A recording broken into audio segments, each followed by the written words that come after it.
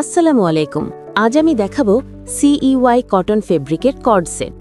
Fabric CEY cotton, হালকা, খুব নরম, স্ট্রেচেবল, আয়রন করার ঝামেলা নেই।